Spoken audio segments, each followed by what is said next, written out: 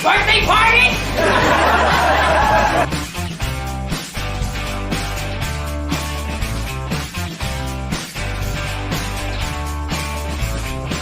And then you got a freaking miracle. There you go. Welcome to the Abracadamn podcast, and I'm your host, stand-up comedy magician, Danny Whitson. Oh, Abracadammits, I hope you have had a good week. I am tired. This week has kicked my can, y'all. It has. And I tell you what else I'm tired of. I'm tired of gas prices being higher than Willie Nelson and Snoop Dogg jumping on a damn trampoline. I don't understand it. It don't make no sense. Why you got to be so high, gas? Why? Gas, you are high. Go to rehab. You got an issue. You got problems. You are too high, gas prices. Something else happened to me. I was walking around the store the other day, and I dropped my phone. And when I picked my phone up, I noticed that the stylus, the little pen gadget thing in our phones that we never use, came out of my phone. And I went back to look for it, and it was gone. So now I got that annoying little alert thing on my screen, and let me know about my stylus.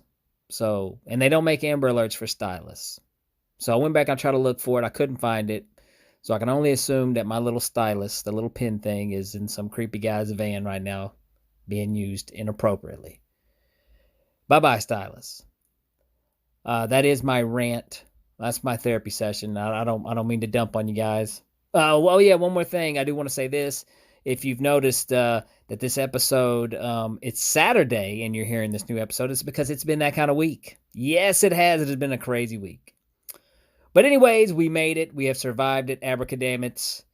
And let's get the show on the road here. Before we begin, though, I want to give a big shout out to the sponsors for this episode of the Abracadamn. Okay. Well, today's episode is brought to you by Bob's Washboard Wash and Fold Services. Guys, if you hate doing laundry as bad as I do, then you got to check out Bob's Washboard Wash and Fold Services. It's one of the easiest things you'll ever do. The easiest way to wash your clothes is at Bob's Washboards. All you got to do is drop off your dirty laundry, leave, go do something productive, go take a nap, go do whatever you want to do, come back, and your clothes will be clean, dry, and folded and ready to go. Bob's Washboard Wash and Fold Services, located at 122 Randolph Road, Oak Ridge, Tennessee. You can give Bob a call at 865-951-3237. Bob also offers a delivery and pickup service for senior citizens or for anyone who is homebound. Definitely check that out as well, but don't hesitate. You got some pile of dirty clothes over there in the corner, creeping you out at night, thinking it's a monster, but no, it's just your underwear. So don't hesitate to go to Bob's Washboard Wash and Fold Services to get your laundry needs taken care of today. I'm also excited to announce that the Abracadamn podcast has a new sponsor. Yes, this episode is brought to you by Liz's Wine and Spirits, located at 1505 Oak Ridge Turnpike, Oak Ridge, Tennessee. Definitely, we all need to take the edge off sometimes, right? So I couldn't recommend a better place to go than Liz's Wine and Spirits. They literally have anything you're looking for. They've got it. Right now, they've got a special going on Old Smoky Moonshine and Frozen Head Vodka. And I got to be honest, I got to check out some of that Frozen Head Vodka. That sounds amazing. So definitely check out Liz and Wine Spirits on Facebook at Liz and Wine Spirits, or you can check them out online at lizandwinespirits.com. Give them a call at 865-483-5080. All right, Abracadammits. Now, today's guest on the podcast is somebody who I just recently met. She was my opener a couple months ago at the Comedy Zone, and she killed it. She absolutely knocked it out of the park. And also, we hit it off real well. Her and her husband are two of the coolest and sweetest people you'll ever meet, and me and Antoinette just really enjoyed hanging out with them that weekend. We've also got some shows coming up, so I'm going to go ahead and drop her name right now. Her name is Shelly Belly. Shelly Belly is just not a stand-up comic, though. Shelly Belly is also a TikTok star. So you may know who she is already. If you go through the world of TikTok, then I'm sure you've seen Shelly Belly do her talks on the front porch. But anyways, let me give some show dates real quick. We will be in Morristown, Tennessee, July 23rd at the 1907 Brewery. Tickets will be going on sale online through Eventbrite soon, so you can check that out. And that's the 1907 Brewery in Morristown, Tennessee, July 23rd. And then the very next day, me and her are going to be at the Comedy Zone in Bristol, Virginia, July 24th, and I know tickets are already on sale for that one, so you can Google search Comedy Zone, Bristol, Virginia. If you're in any of the area of any of those shows, definitely come check us out. Now, Abracadamn, if you will, sit back and relax and enjoy my fun conversation with stand-up comedian and TikTok sensation, Shelly Belly. All right, I'm excited. We got the TikTok sensation stand-up comedian Shelly Belly. How you doing, Shelly? I am awesome. Thank you for having me. I'm so excited. Okay, Shelly, now I know there's a ton of people out there in TikTok land who know who you are, but if you will you go ahead and introduce yourself and let the Abracadamn listeners know who you are? Sure. So I am Michelle Shelly Belly. Ryder is my last name, and I am a stand-up comedian here in South Carolina, and I'm branching out, and I am on TikTok, and I have almost 630,000 followers, and shooting on up there every day. And so, I mean, you can find me on social media let me see here, shellybellycomedy.com is my website. And you can go to Shelly Belly Comedy on TikTok and all across social media. That's how you'll find me. So let me ask you this, Shelly. How long have you been on TikTok? How long has that been your thing? So I have been on TikTok about a year and 1 month. So just a year and 1 month, and you have that many followers. So what was it? What was the big video that made Shelly Belly famous? So I did a TikTok about my neighbor Donna. She is always laying out in thong bikinis. And I always said she looks like a leather bag. You know, my daddy always said, Lord have mercy, they see these women with blonde hair and look like leather bags. And one day I just said, Lord, there's Donna laying out in her thong bikini. She looks like a Louis Vuitton, but she's a guest. Guess what in the hell's laying out in her backyard? And it just blew up and has gotten way over 1 million views and likes and comments. And that's just kind of what took me off. I mean, that's weird because I'm sure you weren't expecting that to blow up and go viral at all. Well, let me ask you, because, Shelly, TikTok's not really our generation's thing. It's not something we're really familiar with. So how did you discover TikTok? What turned you on to being a TikToker? So, my kids had actually left, they're all grown. They left the house, and my son was serving in the Marines. And so he was home on leave, and he was showing me a TikTok he had done, and it was hilarious.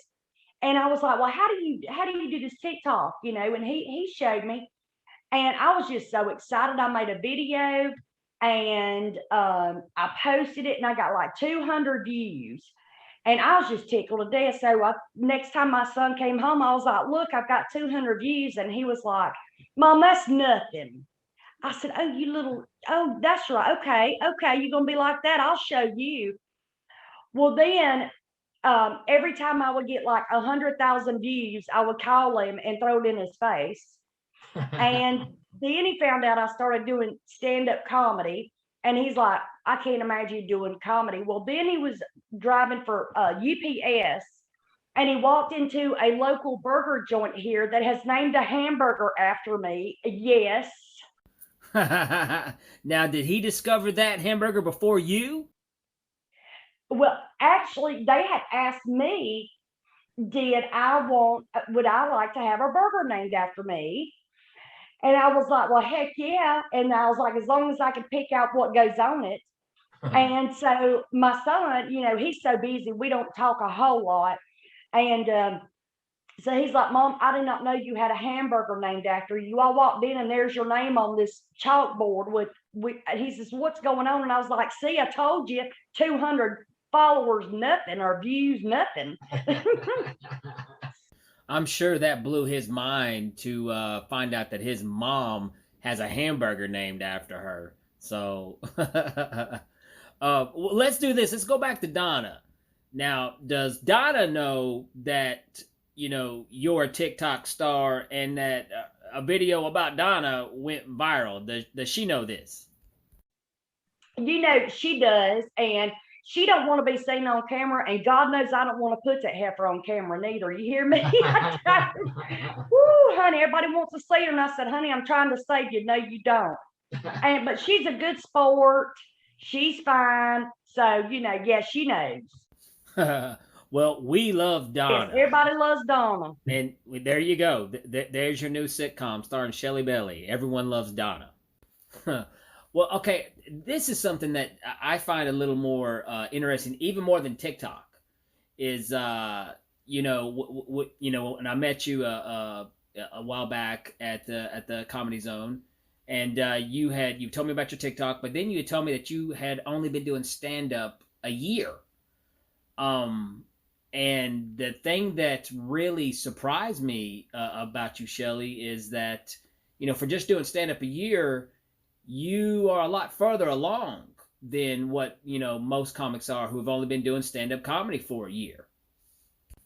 So did you ever imagine or picture yourself doing stand-up comedy? You know what? I always loved comedy. I loved everything about it. And my daddy was a truck driver, God rest his soul.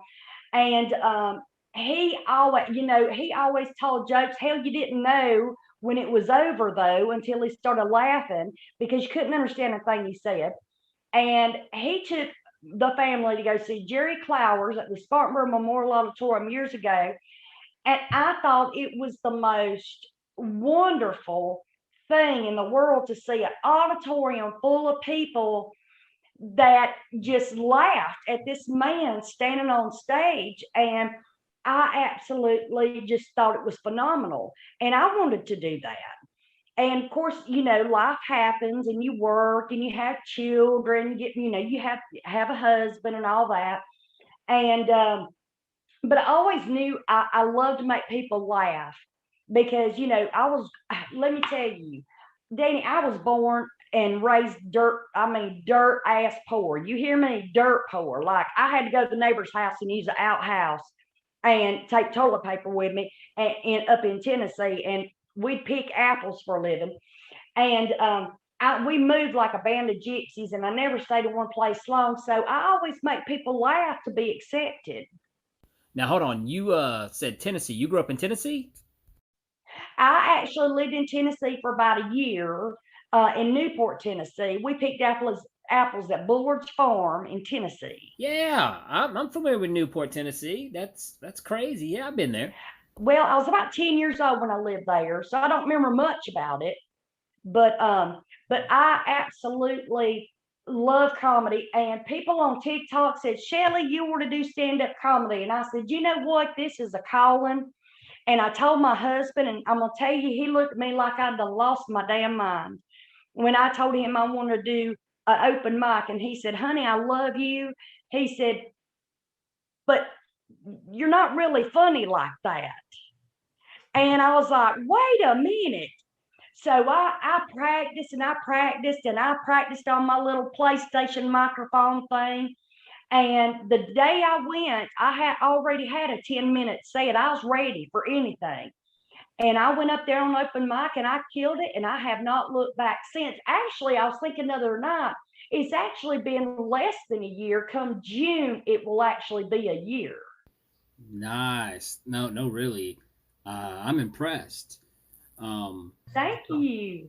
Now, you said that your dad was an influence on you for your stand up, and Jerry Clowers, who is well known for being a storyteller type comic. And, you could see in your stand up that you're also a storyteller. So, yeah, I can totally see the connection there. Absolutely, I can see I it. do. I do. I talk about things as, not only things that happen to women in real life that women really don't want to talk about, and I do, and I don't care. So I just talk about it. And everything in life has humor to it. And then I talk about things that are humorous for men too, that I hear my husband talk about. And I talk about kids and having kids, and I talk about some naughty stuff, but I could be clean coming too. But I've realized that people want to hear about just everyday life things that have happened to them as well as it's happened to me. And I just talk about it and people relate to it. I'm a very relatable storyteller and I'm very animated. So I act out everything I do. Yeah, and see that's really important. That's just it, because the more you can relate to your audience, the more they're going to like you, and the more they're going to find you funny. So yeah, you're absolutely right. And also being animated and being a storyteller, I side with you on that, because I do a little bit of storytelling myself with my show. So and the thing that people don't realize, but we're up there telling the truth. We're telling two true stories. So now you're kind of though cursed, because now every little thing that happens to you, Shelly, you're going to be like, well, that's going in my show. I do that. If something happens, I'm like, well, that story's going in my show now. So yeah, the true stuff is the funny stuff, and that's the I stories that we love your tell. stuff. Oh my gosh. I'm telling you what, that was one of the best nights of my life is being on Oh, stage with you. I Shelly. mean, really, it was.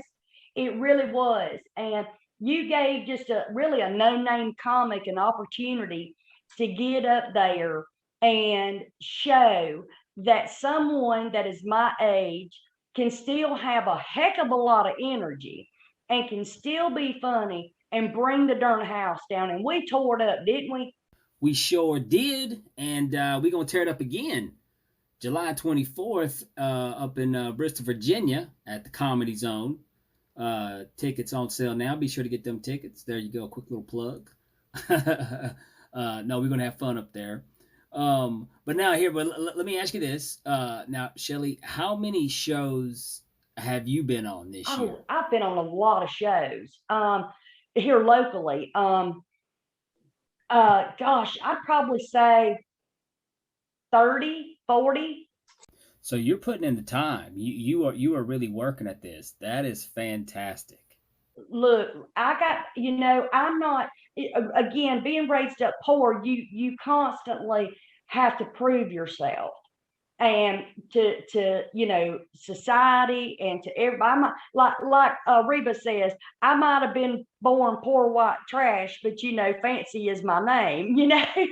So I'm always proving myself, and I want to prove to people that I can be funny. And what I really love is that I have really been welcome with open arms. I have such a huge fan base of men, women, uh, you know, uh, gay, straight, Asian, white, black. I have all kinds of people that want me to perform with them. And at my age, I was kind of like standoffish, but even at my age, people are like, Shelly, you were just funny as hell. Please come be on stage with me. And I'm like, let's do it. I don't care. Except for the time that I was in a trap house and didn't know what a trap house was. Well, yeah, we're gonna get to that story. We're gonna get to that story. So hold up on that one. But hey, 30 shows within a year. That's impressive. That shows that you are working, and you're putting in the time and the grind. And that's what you have to do in this business. You got to put the work in. You got to put the time, because you got to work everything out on stage. And you were definitely doing it, Shelly. But now on the TikTok though, that's a whole new different kind of thing now. Is because now that's kind of like a job, because now you have to stay on top of that. You have to post videos. You have to come up with creative content for your followers So yeah, now you've got something else that you also have to stay on top of. You do. You really have to be, and I never look at that as a job because I look at it.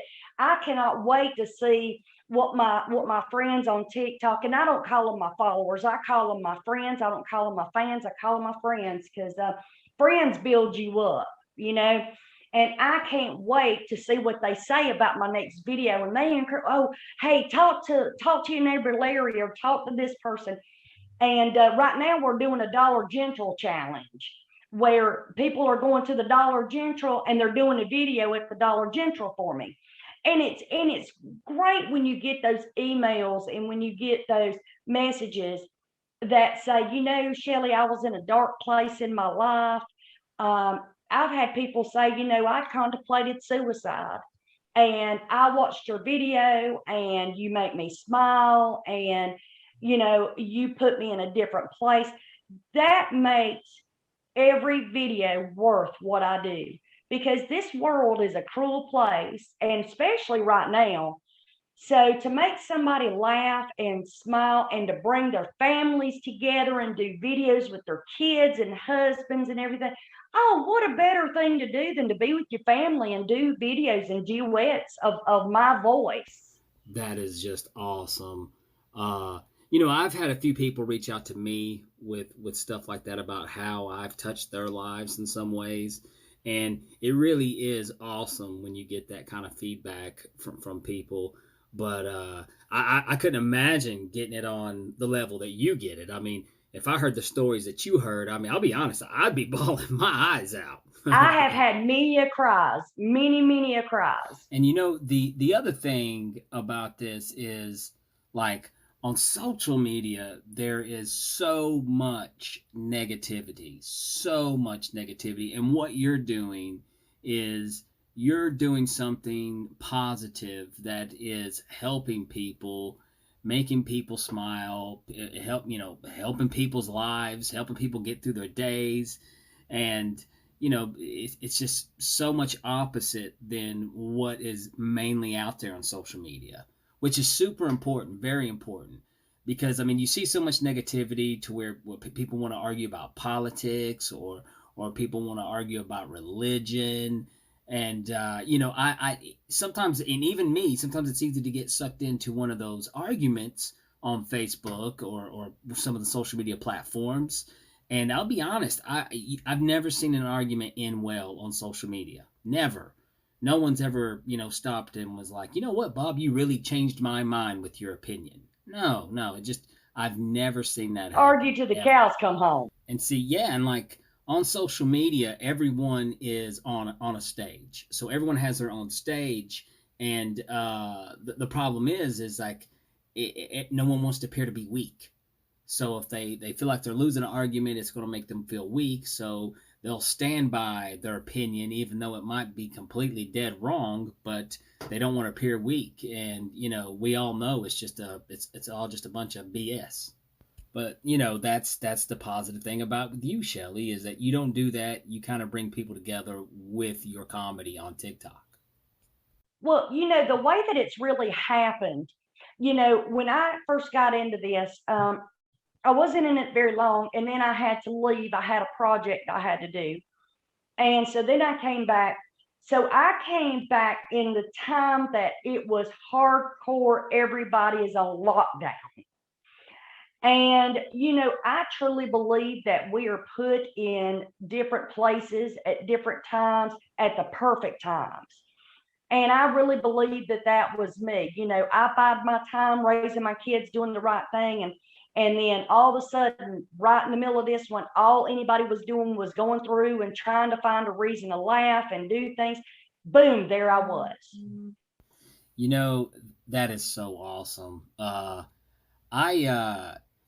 used not to be a fate kind of person, because I still am. I'm a big fan of like physics and astrophysics and science, and I'm a big space nerd, and everything has to be rational. But my whole total mindset has changed over the past couple years. That and also this is even backed up by science now. Science is starting to prove that fate may be a real thing. So I'm on board with it now. I am. I kind of believe that if the universe wants you somewhere, you're going to be there, and fate is a real thing. I truly believe that. I truly believe that we all have a path the day that we're born. And, whether we like it or not, and I always tell my children, I have 4 children, and I always tell them, look, you might be mad about the situation that's going on now, but one day you'll look back on it and you'll be glad that it happened Oh, because and that's so true. you've learned a life lesson. And I believe that it wasn't time for me to do comedy. It was time for me to live my life. And then when it was time for me to do comedy, I was ready for comedy years ago. And I'm put, and it was just like, boom, here you are. This is your time to shine. And I tell you, I am not looking back. Oh, I'm no. not looking back. And I tell people this all the time, that it's never too late to do something that you really want to do. Not just through comedy, but like, well, with magic. I actually learned this through magic first. I can do all the sleight of hand. I can do a lot of the secret moves and stuff. I put the time in. I put the work, and the reason why is because I was obsessed with it. So in order to be good at anything, and it doesn't matter what age you are, but you have to be obsessed with it. And that way practice doesn't feel like practice. It's something, it feels fun. It's something you enjoy. So the time I got into comedy, I was already used to that type of mentality, and I turn around and just became obsessed with comedy the way I was with magic.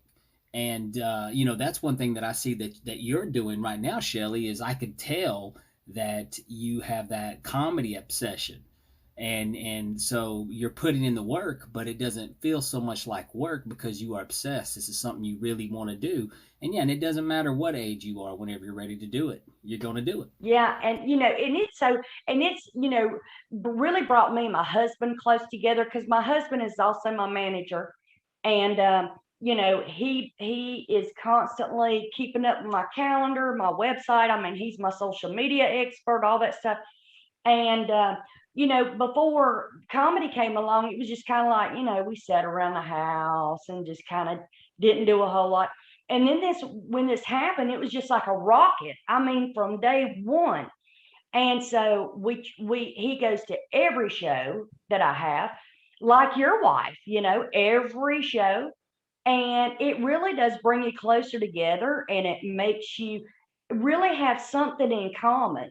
Now he'll tell you, he'll say, Lord, I've heard so many jokes, I don't even think comedy's funny anymore. Yeah, no, seriously, like Antoinette, I mean, there's been times she's fell asleep at the back table at comedy clubs just because, I mean, she has heard so much.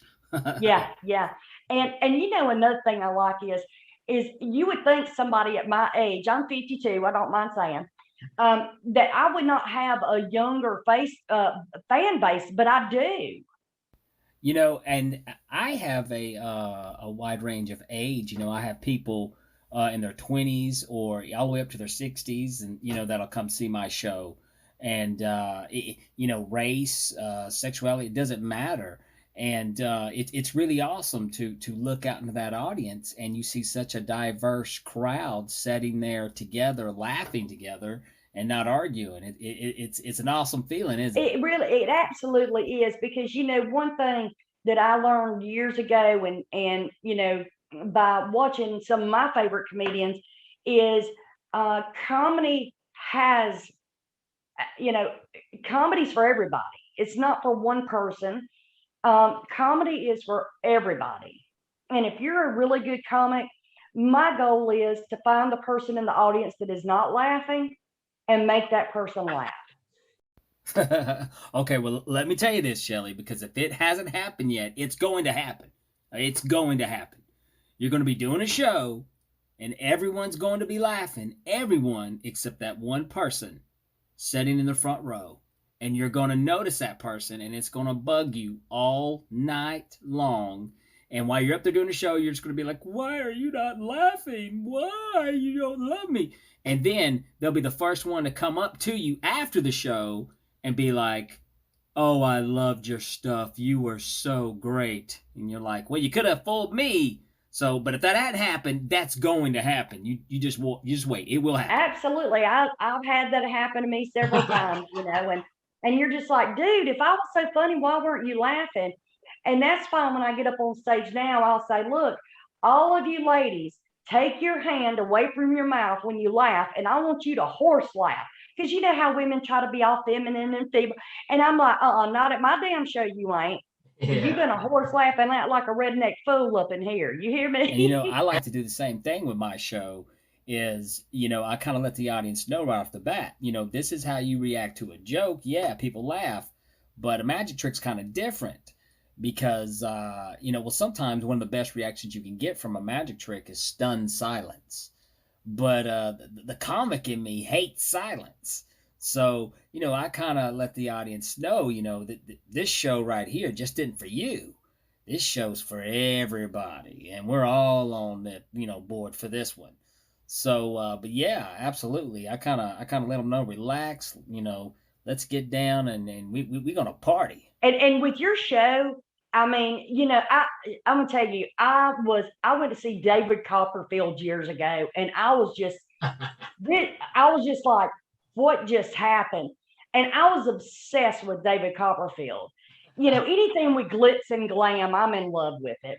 And so I was watching you on stage, and I was like, usually it's all dramatic and and you're just like, you're just nonstop, so high energy, and even during your jokes, you don't stop or really pause. You're just like boom, boom, boom, boom, boom, boom, boom, boom, boom, and people are just like, what the hell just happened? I was watching him talk, and boom, now look.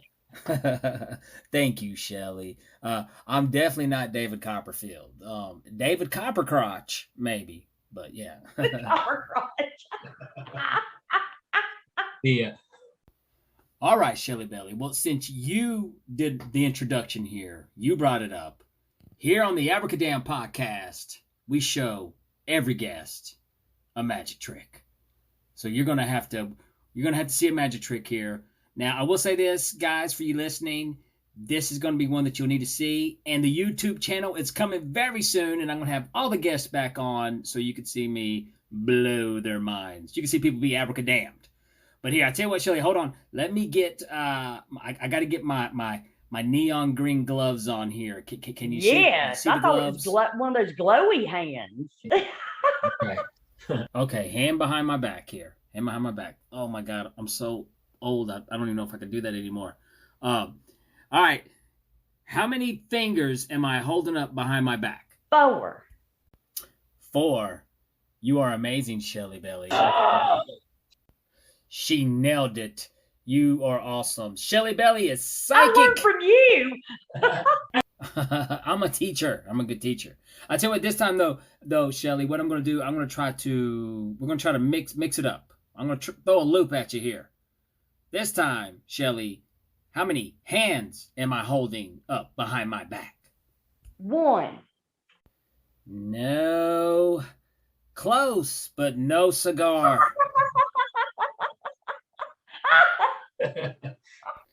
Okay, so people in podcast land, I'm holding a severed arm. Creepy. But I tell you what, Shelly, but let's actually do a better magic trick. Let's do some mind reading. We're gonna do some mind reading. Here, give me just a second here. I've got a deck of cards, okay? And what I'm gonna have you do, I'm gonna have you think of just one of these cards. So here I'm gonna show you some cards here, and I'm gonna hold the cards up to the camera. That way you can see them. Okay. And what I want you to do, I want you just to think of just one of those cards. Okay? Just think of one of those cards, and don't forget it. All right? And now what I'm going to do, I'm going to put the cards in the deck here, and I'm going to lose them in the deck. And, Okay. And whatever you do not forget your card, because if you forget your card, I look stupider. Actually, I sound stupider. So don't forget your card. Don't forget your card. All right? And let's see here. I'm going to mix them up. Okay. And now what I'm going to do, I'm going to try to cut to the card you're thinking of. Let me see. Here we go. All right. I've cut to one card. And now I'm obligated, Shelly. I'm obligated. I'm obligated like a Chick-fil-A drive-through. You know what I mean? Oh, you got Chick-fil-A's like that out there? Like, once you get in one, you ain't leaving until you get in your chicken sandwich. Yes, designed by the best engineers in the world. Yeah. All right. So here we go. I'm obligated. I've cut the deck. For the first time, what was the card that you're only thinking of? 3 of diamonds. The 3 of diamonds. Okay. Ladies and gentlemen of the Abracadamn podcast, there's only one card I'm holding here. The 3 of diamonds. What? Yay! Oh my Lord, how'd you do that? That was amazing. I could never do that. See, that's a job I couldn't apply for. Of course you could. Well, I don't know. The only really requirement is that you got to be a dorky virgin growing up. So,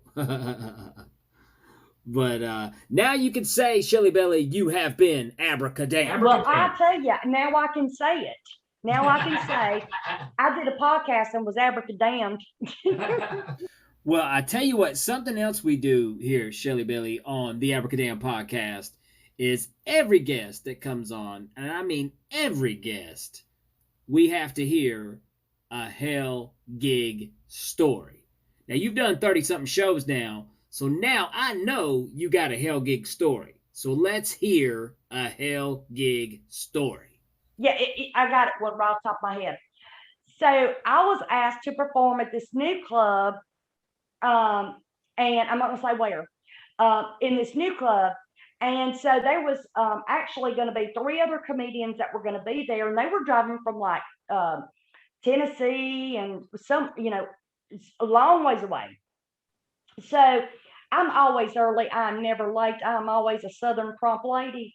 And I get there like 30 minutes before, and they're like, we're not having the show. I mean, this guy pumped this show up on the news and everything. And he says, we're not having a show. I said, why? He says, somebody flipped and ran into the telephone pole. But he could not get in touch with these other comedians. So they showed up after driving hours.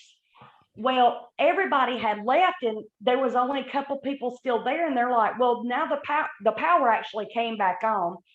And they're like, there's only a couple people there. Well, it was a trap house too. And do you know what a trap house is? Yes, I know what a trap. But well, explain to people who may not know what it is. I guess I have been kept because I did not know. And when they asked me, do you know what a trap house is? And I said, no, I wonder why everybody giggled real hard.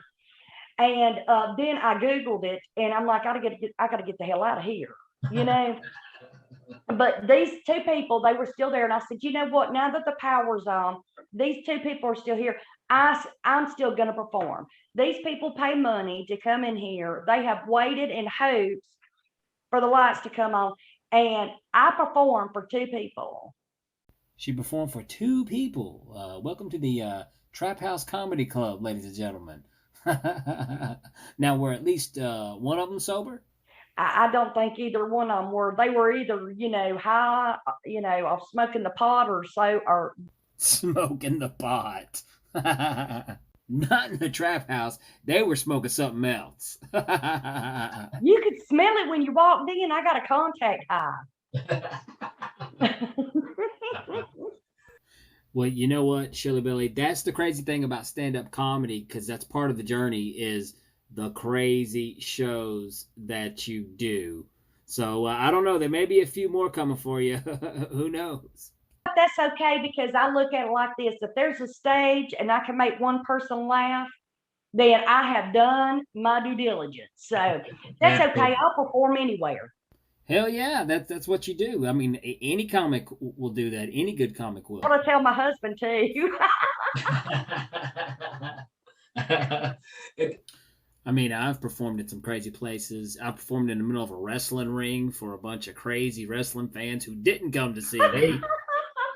And I've been into places to where I mean, it was like a trap house. I mean, I've been into some creepy bars that literally, like Twilight Zone bars is what I call them, because it's like the people in this bar was written. It was like a Twilight Zone episode of Cheers in some of these places. It was horrible. But I got to tell you this too. Also, if it hasn't happened yet, it is coming. But have you ever had to perform with a stage that had a stripper pole? Well, I mean, I actually used to perform on one. No, I'm just kidding. I used to make a killing. No, I'm just kidding. No, I have not, and I probably don't want to. But if it paid well, I would. Oh, the David Coppercrotch days are coming back. I can see them now. Okay, well, let me backtrack just for a second here, because I know you mentioned you got your one son that is a Marine, um, but you got three other kids, correct? Yes. Now, how do they feel about their mom's fame? So, so they really don't know what to think about. They're very supportive. Um, and they're just like, Mom, I keep getting these messages on TikTok. People are finding out I'm your now this is my next to the oldest. People are finding out I'm your daughter, and they're trying to friend request me and all this, that, and the other. And it's sometimes they come and help me sell my merch and work the door and stuff like that.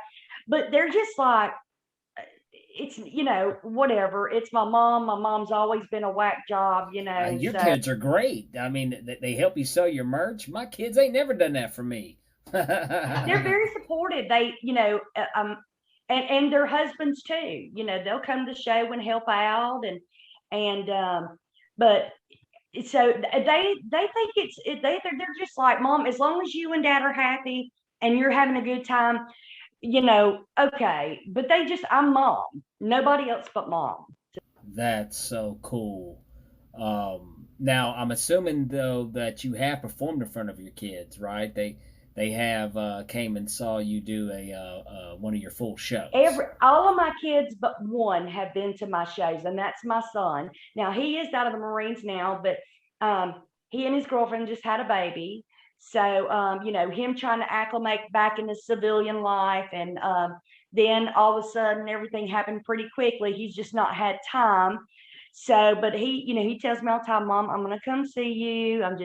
So I'm like, look, you remember how many times I come to your school plays and they were horrible, and I had to sit there during that crap. You're going to sit during one of my comedy shows. You owe me that. That's funny. I'll never forget, and I always say this is probably the greatest show that I've ever had. One of the greatest things that ever happened to me was getting to perform in front of my son for the first time, my stand up comedy show. And I'll never forget. I was on stage, backstage, texting him, looking for him. It was a packed house, and I couldn't see him. And then finally, he texted me, and he's like, "Dad, I'm here."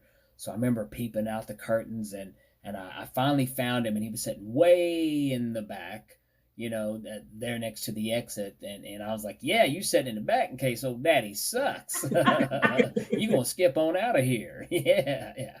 But actually, it turned out to be an amazing show, and I brought the house down, and my son was there to get to see me kill it, and that was just one of the greatest moments of my life. So, I mean, Shelly, now you've performed in front of all your kids except one, so you still got another Yes. moment coming to you, and that is just one of the greatest experiences that you could ever have is doing well in front of your kids. And isn't it amazing how, and I hope some of your listeners have kids and they can kind of understand. There's nothing, we spend all of our time as parents telling our kids how proud we are of them, convincing them, to have self-confidence. But when your kids look at you and say, Mom, I'm so proud of you, there's not a better feeling than your children saying they're proud of you. Oh my God, you are exactly right. I mean, that's one of those things right there. When your kid's proud of you, that just pulls the heartstrings. It does, and when you have, my husband, when we leave a comedy show, he's very blunt with me, and I'll say, oh, how did I do tonight? And he'll say, oh, you might want to change this or change that. And so you not only have your kids that are proud of you, but then you have your spouse that is just like, will be brutally honest with you and bring out and only wants you to do the best show possible. Even sometimes you don't want to hear it because they're on the outside looking in. Absolutely. I mean, Antoinette is my biggest critic. I mean, I ask her opinion after every show. Every show, I ask her opinion. And, she gives me her honest feedback, and she'll let me know what I need to work on, or maybe something what I need to scrap or get rid of. Now, I will tell you this, there's no better feeling than writing a new joke and doing it on stage and it going well, and I can hear her laughter, because then that's when I know it's a really good one. Because I mean, she's numb. She's been around so much stuff. She's just numb these days, and so I love it whenever I get one that I can get her to crack a smile, because you know Antoinette, she's really good at that resting bitch face. So she's really good at. So I love it whenever I can get one that really gets her. But yeah, having her in my corner, that is a valuable tool. It really is. Yes, but what's even a better feeling, and I'm not saying this because I'm on your show. I promise you I'm not. But Brandon Rainwater, he got me connected. He has been just a huge influence for me. And whenever he first saw me, it's kind of like Johnny Carson with Brandon at the Comedy Zone. When he walks up to you and he goes, "Good job," and daps you, you know you're in. And when he told me that I would be performing with you, I could not wait to tell Brandon how well the show went. And because he's given me so many opportunities and has opened the door for me with so many different things that I'm the type of person, I don't want to let anybody down. I only want to do my best. And so when we killed it at the Comedy Zone that night, I could not wait. And he's like, "Go Shelly, go Shelly." And so that's a great feeling too, is when you have other comedians that are laughing at your jokes and the crowd is going crazy. I mean, it's just like you're just ready to bust. It's such a great feeling. Big shout out to Brandon Rainwater. He was actually on the Abracadamn podcast a few episodes back, and Brandon's got a big following on TikTok too. He does. He does. I talked to him the other day, and he was in Vegas performing. Yeah, he was on the West Coast there doing some work. I saw. He is going all kind of different places, and he's just doing great, and I'm so proud of him. If you haven't listened to the episode yet, be sure to go check it out, because Brandon's got an interesting story with comedy. Like, him and his family would start out, sit at the dinner table to see who are the funniest, which I think that's interesting. And also, his whole family, they come from, they're all like brick masons. So that's some hard work right there, man. So, Brandon's a hard working dude coming out of that. But yeah, that was a very interesting episode. Do anything to help anybody. And he's told me before, he said, "Shelly, you put the work in. You're here every Thursday doing open mic. You put the work in. I will do what I can to help you, as long as you put the work in." And also, we need to add that Brandon Rainwater is also a funny mofo on stage. The other night I was like, "Man, I didn't realize you was this tall." He was like, "Well, Danny, I didn't realize you was this short." So reality check for both of us. Okay. But no, absolutely, Brandon Rainwater is a monster on stage. So I love seeing Brandon perform.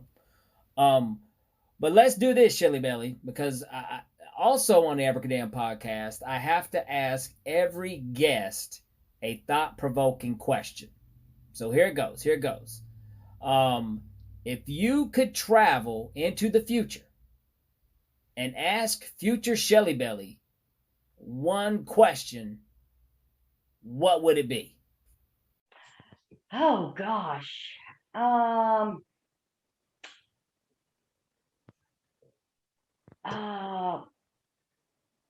why didn't I learn math better? I know that sounds stupid, but I've always been horrible at math. If I was better at math, I'd be richer. No, that's not bad. I respect math. I'm not great at math, but I mean I do respect it. But if I was better at math, I think I would have been a astrophysicist. Yeah, I would have been like the nerdiest comedy magician in the world. Probably would have just been a physicist. I don't know, but yeah, yeah, that's not bad. Not bad at all. Answer one more time. Yeah, you can have multiple answers. There's no rules on the Abracadamn podcast. If I could go back and ask myself, okay, um, uh, I would have to say, as far as my comedy goes, um, I wish I would have listened to more comedians because there's so many great comedians out there, um, that I wish I would have learned more and studied it more because now that's all I do is study it. That's a really great answer. Uh, and you know one thing is study other comedians from the past. Don't duplicate, but study absolutely. Also, I want to throw this out here. Just don't limit yourself to studying comedians. Study all entertainers. Probably one of my favorite entertainers. My act's a real high energy act, and a big influence to me is seeing Freddie Mercury. Watching Freddie Mercury perform. That guy was amazing. So, I recommend, stepping outside of comedy and studying other entertainers. I had a guy on here, Ray Anderson. He's a magician, and, he mentioned studying Liberace. So there's just all kinds of things that you can do to study to become a better comic and step out and study some of those other types of entertainment. That's, great minds think alike, I guess, because you can watch Freddie Mercury on stage, and just like you'll see in my comedy, I've not perfected, but I've learned a lot of it. I'd say 90% of comedy is psychological, because it's all in how to bring up your pitch to let people know that something's coming, kind of like a roller coaster. And then you get up to the top, and then boom, there's the joke, and we're going down for the ride. Let's go. Absolutely. It's the tension and release. You lead them down the garden path just to pull the rug out from under their feet. So And I see comedians that get on stage and can just walk up there and stand there and just make the crowd go crazy. I guess maybe it's my nerves, but I have to be moving. You saw me do one of my sets on stage, and I'm more of a, I don't think you understand, so I'm going to show you so you make sure you get the gist of it.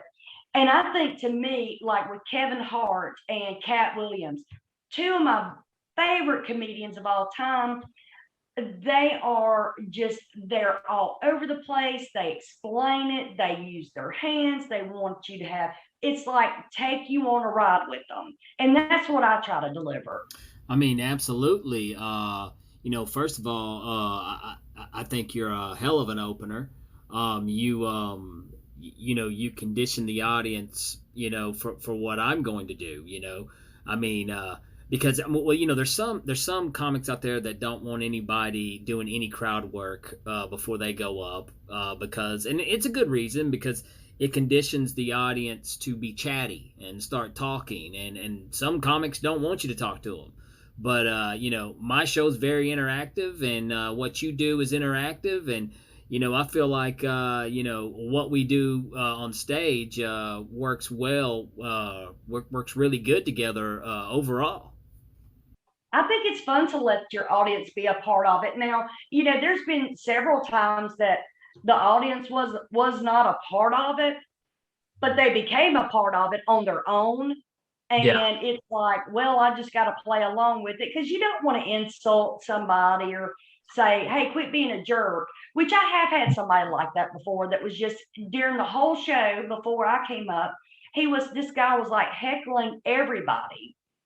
And I'm quite short fused.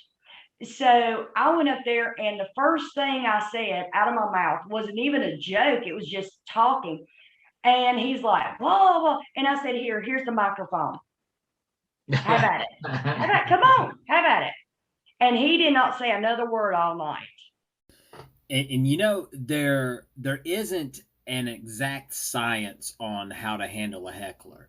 Anybody who says there is has never really been in that situation. So each situation is very different. I'll never forget one time I was doing a show in Gatlinburg, Tennessee, and Gatlinburg is a place where there's a lot of tourists, so a lot of people from all over the country come there. And there was a table one night of these people who are from New York City, New York. And no offense to people in New York, I love you people, but these guys were assholes. But anyways, they were heckling the comics all night long. They were heckling them, and I just had a chance. I was sitting back and I was just waiting because I was like, oh yeah, well when I get up there, it's going to be a bad night for you guys. Make him disappear. Yeah. Well, this show in particular was at a Dick's Last Resort. And I don't know if you've ever been at one of these places, but it's like a place where they're rude to all the customers. The staff is very rude to the customers. It's part of their shtick, you know. So the first thing I do when I get up there, I look at this table and I'm like, hey, I thought the staff were the ones that were supposed to be the assholes. Which, they got some laughs, and then, his buddies, made fun of him for trying to be the funny guy, and they shut up. But the other thing about my show that I do a little different also, oh, you going to be the heckler, big boy? All right, well, come up on stage, too. I'm going to bring you up here. Don't mess with me, pal. I'll throw a hammer at your ass. I love that bit. Oh, I love it. I love to watch people's reaction. But then there's also the heckler who thinks they're helping the show, and when really they're not. But there's also kind of like I guess you want to say a science at working with those people and keeping them at bay at the same time, not making anybody mad or angry or turning the audience against you. So it's it's actually a very sharp skill that you have to learn when you're up there. You really have to be on your toes as a comedian. I mean, a lot of people don't realize that, people think, and I see it quite a lot, that people come up and they do open mic and they just get up there and think that they're funny. And, and it's like, how did you think that was funny? And they walk off and just feel defeated because they don't realize that it is a very psychological draining process when you're up on stage. It sure is psychologically draining. And something else, like, you have to be self-aware when you're a comic and you're on stage. You have to be aware of how you're perceived by the audience, by how you're perceived just in every day. You have to be aware of that. And that's something I think that is taught to you during stand-up comedy, because we face so much rejection.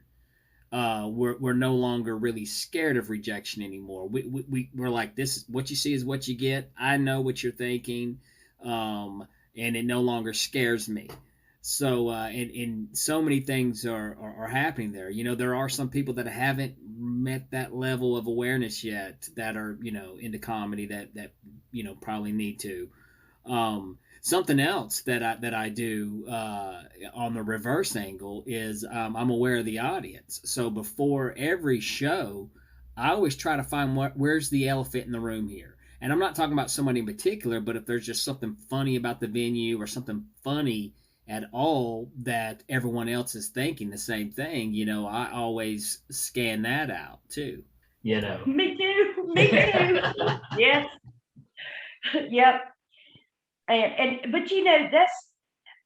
the thing about it is, whether it's you have a bad night in comedy or a good night in comedy, there's always the next stage, and you learn something from every set. I mean, I do. I learn something from every set that I've always done. I never do or say the same exact thing because I always like to test myself.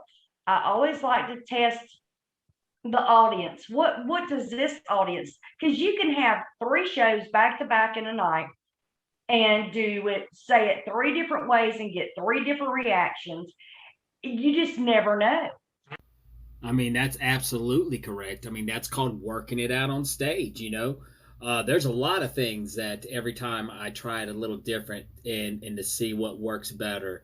I mean, there was even one joke one time I was so close to scrapping, but then I was like, well, let me say this punch a little louder and see how it hits, or a little lower, or different ways. And yeah, that's definitely part of it. But also, I want to bring it back here to addressing the obvious. Now, didn't you address the obvious about a cucumber up on stage? Now, didn't you? And I mean, you did a great job. I mean, you just can't ignore the fact that there's a cucumber laying on a comedy club stage, and you had to address it. It was hilarious. Yeah, I was trying to talk to the audience and trying to, get, and this cucumber that is on the stage is just like staring me in the face. And no matter how much I looked away, I'm like, is this ADHD? Am I living in an ADHD moment? Because I can't quit looking at this thing. And so you're thinking of a million things when you're on stage.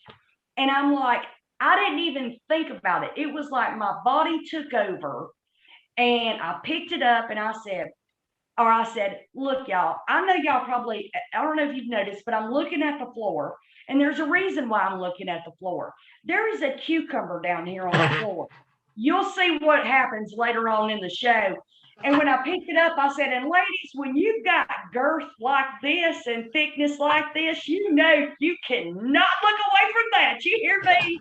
Woo, look at that thing. Yeah, that was so funny. I didn't even realize I left it up there, but I did, and I was like, oh my God, this is so hilarious. That was the best prop ever. Let's do it every show. Well, I tell you what, I can't believe that literally we've been going this long on this podcast. This has just been a blast. But before we get out of here, Shelly, I want you to let the listeners know, where can they find Shelly Belly Comedy? Where can they find you on social media? Just definitely let the listeners know where they can find you. Yes, I'm so excited. So, of course, I'm going to be with you in Bristol, Tennessee. I can't wait, on July the 24th. Oh, I can't wait. And then I'm also going to do just a few local shows. You can find those on my website at shellybellycomedy.com. My husband updates those, my website, as I get shows, get booked on shows. I'm also going to be at the WOX Social Media Convention in Las Vegas in August, and you can look at the dates and what's available, what's gonna happen on my website at shellybellycomedy.com. You can find me on TikTok at Shelly Belly Comedy. You can find me on Instagram at Michelle Shelly Belly Writer, and on YouTube or on Facebook, you can find me on Shelly Belly. Okay, Shelly. Now, I almost forgot about this, too. Now, Shelly Belly is your nickname. So, before we get out of here, I want to ask you one last question. Where does the name Shelly Belly come from? Okay. So, my dad always called me Shelly Belly. And sometimes even my kids would go, hey, Shelly. But my dad always called me Shelly Belly rather than Michelle, because he was always a jokester. And my dad passed away about 6 years ago. And when he passed away, because my dad loved comedy so much, and because he's not here today to see me do that, I just want to continue his comedic legacy in my name. Wow. Well, I got to say, that's a great answer and a great way how to end an awesome episode of the Abracadamn podcast. And I tell you what, Shelly Belly, I can't wait to hit the stage with you again soon. Woo! I can't wait. All right, guys, that does it for that episode of the Abracadamn podcast. I hope you guys enjoyed that. Shelly Belly, she is such a fun person to talk to. She's a great stand-up comic. And if you do not know who Shelly Belly is, go to TikTok, and I promise you'll be hooked on her videos. She's got a whole lot of people who follow her. So definitely go check her out on TikTok. Check her out on Facebook. Check her out on Instagram. And also, whenever we did record this episode, we weren't actually booked for our July 23rd show in Morristown, Tennessee. So if you're anywhere in the area, Morristown, Tennessee, Friday the 23rd, and then Bristol, Virginia / Tennessee at the Comedy Zone, July 24th. So those are 2 dates right off the bat that you can catch both of us. And I promise you, we're going to bring the damn house down, baby. If you guys have not done so, go out and follow the Abracadamn podcast. We are finally on Apple Podcasts. So if you use Apple, come give us a listen there, give us a follow, subscribe, and like always, Abracadamn it. Thank you for listening. Awesome! Let's rock and roll! Abracadabra.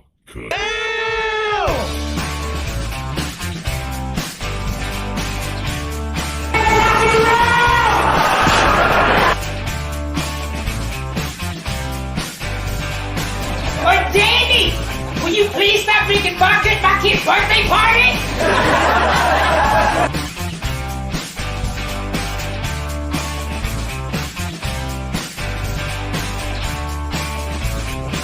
And then you got a freaking miracle. There you go.